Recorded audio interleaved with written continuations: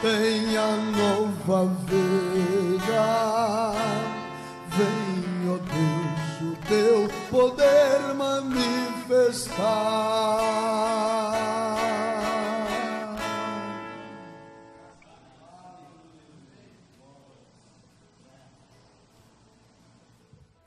Graças a Deus. O irmão José Pereira, irmão Zé, não está aí não? É o irmão Zezinho. Glória a Deus. Bom dia, na paz de nosso Senhor Jesus Cristo. Graças a Deus. Eu também confesso aos irmãos que eu já estou abençoado. Porque com a abertura dessa programação de ontem, eu vi que a coisa está ficando boa e vai ficar melhor. Com a participação dos 6 jovens aqui, falando do primeiro capítulo de Atos. E vocês viram que o Espírito Santo está chamando para o amor? Falando que Jesus na cruz do Calvário, ele disse: Pai, perdoa eles porque eles não sabem o que faz. Depois, no final do capítulo 7, Estevão também dizendo: Pai, perdoa esse pecado, não imputa isso. Quer dizer, chamando a nossa atenção para o amor. Então, isso foi muito bom. E o pastor Adalberto vem pregando, dizendo para nós ficar longe do pecado, não ficar na beira do abismo. E fugir não só do mal, mas também da aparência do mal. Isso é uma coisa muito importante. Às vezes nós fugimos do mal, mas às vezes nós ficamos perto da aparência do mal. E isso também não é bom para um eleito, para uma eleita. Não é verdade? Glória a Deus. O irmão Bonfim trouxe essa participação aqui, muito maravilhosa, porque nós sabemos, nós que somos desta mensagem, e que realmente fomos revelados, nós sabemos a responsabilidade que uma ovelha tem para com o seu pastor. Nós sabemos disso. Toda ovelha sabe a responsabilidade diante de Deus ao lado do seu pastor. Não é verdade? Muitas das vezes a gente fica assim um pouco teimoso, né? Teimoso, querendo fazer algo que às vezes a gente não pode fazer. Mas quando a gente chega no nosso pastor e fala: o que é que eu devo fazer agora? Eu devo falar? Eu devo calar? O que é que eu devo fazer? Não, eu acho melhor você ficar calado. Então o melhor que nós faz é calar. Ficar calado e deixa Deus trabalhar. Que Deus vai trabalhar sim. Ele prometeu fazer isso e Ele não vai parar. Glória a Deus. Então aqui, irmãos, por que eu escolhi esse capítulo 2 para mim ler? Porque desde o começo eu estou aqui nesse capítulo 2. Porque aqui foi aonde a máquina, o automóvel que nós estamos assentados, foi aonde que ele recebeu a partida. Foi aonde Pedro deu a partida. Porque nós sabemos que quando nós vamos viajar, isso no natural, às vezes tem um ônibus ali, tem 40, 50 passageiros, mas enquanto o chofer, o motorista não entra naquele ônibus e não dá aquela partida, ele não sai do lugar. Ele não sai, ele só sai do lugar depois que ele dá aquela partida, aí ele começa a fazer a viagem. E assim no dia de Pentecoste aconteceu essa partida, nesse ônibus, nessa nave. O profeta disse que nós não vamos precisar de nave, nem de avião, nem de nada disso, nem de um balão de oxigênio. Nós não vamos precisar disso para ir embora, não. É um poder vivificador do Espírito Santo que tomará essa terra dos 4 cantos, impulsará a noiva para cima e nós vamos, pelo poder do Espírito Santo. Então aqui, ó, irmãos, eu quero repetir aqui. E correndo aquela voz, ajuntou-se uma multidão e estava confusa, porque cada um os ouvia falar a sua própria língua. E todos pasmavam e se maravilhavam, dizendo uns aos outros: pois que não são galileus todos esses homens que estão falando? Por que não são galileus? Como, pois, os ouvimos cada um na nossa própria língua em que somos nascidos? Aí veja bem as nações, partos e medos, elamitas e os que habitam na Mesopotâmia, Judéia, Capadócia, Ponte, Ásia, e Frígia e Panfilha, Egito, partes da Líbia junto a Cirene, forasteiros romanos, junto tanto judeus como proselitos, cretenses e árabes, todos temos ouvidos em nossa própria língua falar das grandezas de Deus. Todos maravilhavam e estavam suspensos, dizendo uns aos outros: que quer dizer isto? E outros, zombando, diziam: estão cheios de monstros. Uns maravilhados e outros zombando. Mas aqui, Pedro, porém, pondo-se em pé com os 11, levantou a sua voz e disse-lhes: varões judeus e todos que habitais em Jerusalém, seja-vos isto notório e escutai as minhas palavras.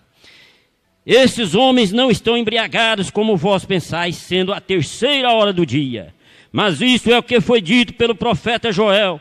E nos últimos dias acontecerá, diz Deus, que do meu espírito derramarei sobre a carne, e os vossos filhos e as vossas filhas profetizarão, e os vossos mancebos terão visões, e os vossos velhos sonharão sonho, e também do meu espírito derramarei sobre os meus servos e minhas servas naqueles dias, e profetizarão. Oh, irmãos, nós vemos aqui esta promessa, Deus prometendo que ele faria isto. Aí então nós vemos que quando Pedro se pôs de pé, que ele começou a falar essas palavras cheio do Espírito Santo, ele lembrou das profecias do profeta Joel. Há uma profecia que já estava alardeando nos 4 cantos da terra, que isto ia acontecer. Mas naquele dia Pedro disse: não, esse povo não está embriagado não. É como diz o profeta Joel, ele disse que nos últimos dias Deus ia fazer isso. E agora é isso que vocês estão vendo e ouvindo. Então, amados irmãos, ali começou os primeiros passos da noiva de nosso Senhor Jesus Cristo, desta era depois de Jesus. Ali foi os primeiros passos. E aí o que foi, o que Jesus pediu para os apóstolos? Pediu para eles que eles fossem para Jerusalém e ficassem no templo até que eles recebessem a promessa do Pai. E eles fizeram isso. Eles poderiam ter feito diferente. Pedro poderia ter ido para um lado, João para outro, Mateus para outro. Eles poderiam ter feito isso. Mas eles não fizeram não, porque eles estavam obedecendo o que Jesus tinha falado para eles. E irmãos, nós vemos quando eles entraram ali no cenáculo, eles ficaram ali 10 dias esperando essa promessa chegar, com paciência. E o profeta disse que eles estavam em oração. Eles estavam unânimes. E eles estavam em comum acordo. Não tinha um pensando por um lado e nem outro pensando por outro lado. Eles estavam no mesmo espírito, porque eles sabiam que algo poderia acontecer. O profeta disse que eles não sabiam a maneira, eles não tinham visto nada acontecer sobre isso, mas eles estavam crendo que ia acontecer.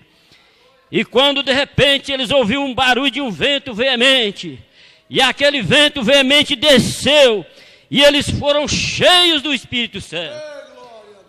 Oh, amado, isso é muito maravilhoso para nós. Isso nos dá alegria de viver nesta mensagem. De repente, amados irmãos, quando eles fizeram aquele trabalho, a Bíblia diz que eles abriram a porta do templo e saíram para fora, porque eles não tinham mais medo de nada. Mas nós vemos que o profeta desta era disse que quando Jesus estava sendo crucificado, quando Jesus estava ali na cruz do Calvário, o diabo não estava preocupado com ele. O diabo estava vendo, era seu fracasso. O diabo estava pensando que aquilo ali, ele estava ganhando batalha naquilo ali. Mas o profeta diz que quando Pedro e João chegou na porta formosa e disse para aquele coxo: nós não temos prata e nem ouro, mas o que nós temos nós te dá, levanta e anda em nome de Jesus de Nazaré. Quando aquele homem se pôs de pé e saiu correndo glorificando, o irmão Brana diz que o diabo ali se enfureceu.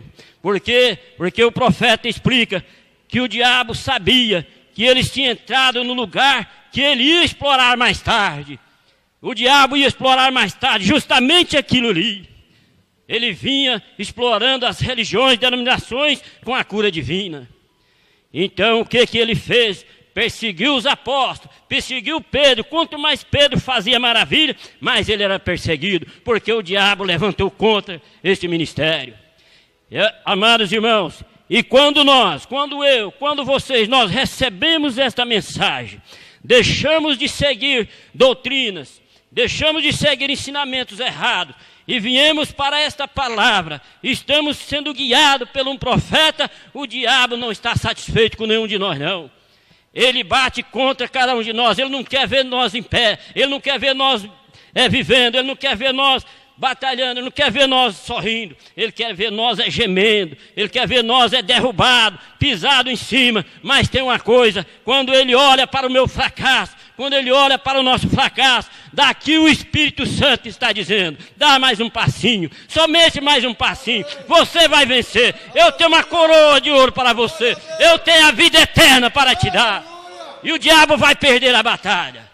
Ele já perdeu a batalha ali na cruz do Calvário, quando o nosso supremo capitão ganhou ela para nós e deu de graça para nós. Esse é o motivo do Espírito Santo na igreja hoje, na sua noiva. É para nos guiar, é para nos tirar de engano, de redes denominacionais e tirar do buraco e fazer aquilo que Jesus mandou que nós fizéssemos. Ser testemunha dele aqui na terra. Não só aqui em Redenção, mas lá em Conceição, lá em Araguaína, lá em Goiânia, nos 4 cantos da terra, nós somos testemunha dele aqui na terra.